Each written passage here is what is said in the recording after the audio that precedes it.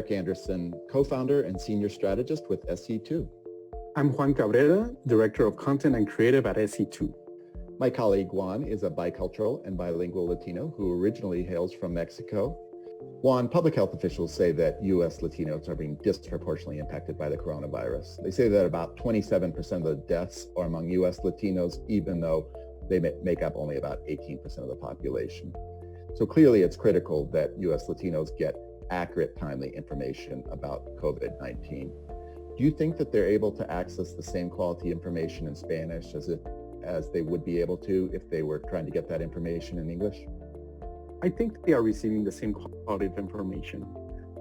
That number that you mentioned, the 27%, I mean, is definitely an eye-opening number, and it has motivated a lot of media companies and outlets and different sources to do a better job at reporting of what's happening out there so that they can later share that with the Latino in the U.S.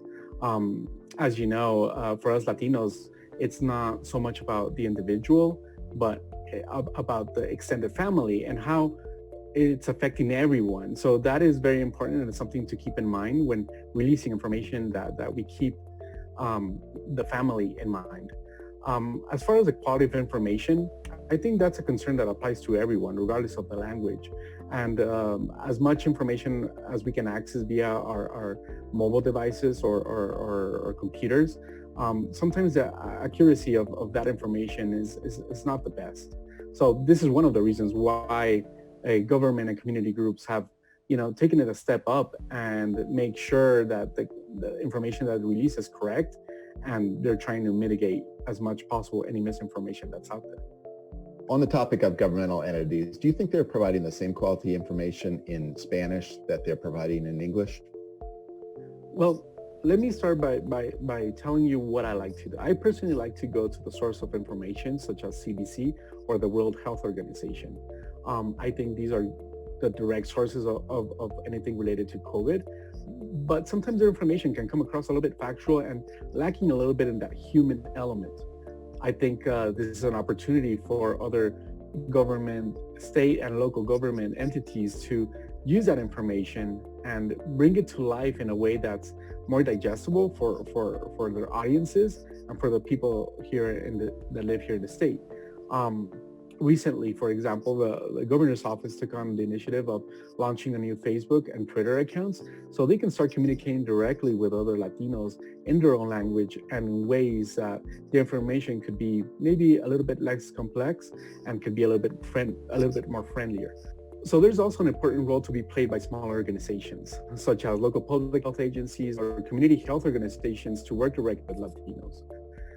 When they have access to this information provided by local and state organizations, this allows them to relay this information to the people that they interact with on a daily basis.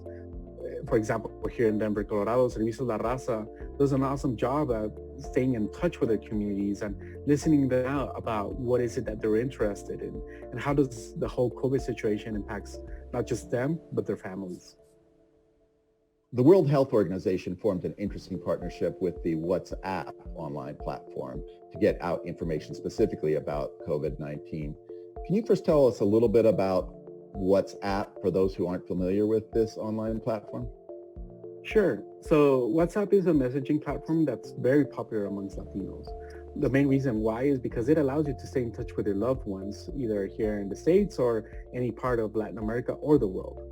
It's a very easy and convenient platform to use from your handheld device. And it allows you to pretty much share any type of document or rich media file, as well as the obvious text messages, video calls, phone calls, audio recordings, you name it. And a really interesting feature is that you have the chance to create specific groups with friends or family, and that way you can only share the information that you want with those specific groups. So when it comes to WhatsApp, can you broadcast to a large group of people as opposed to just communicating on the individual or group level? Well, broadcast not in the traditional way that you would do on Facebook, for example, where it's more of you post something and it's an open for everyone to read on your timeline. In this case, it's more of a individual to individual sort of communication or group to group, depending on what you subscribe to. which brings me back to the World Health Organization topic that we were talking about earlier. And they did something really interesting with this platform that is very, very cool. So what they did is that they released this number that you could subscribe via the WhatsApp platform.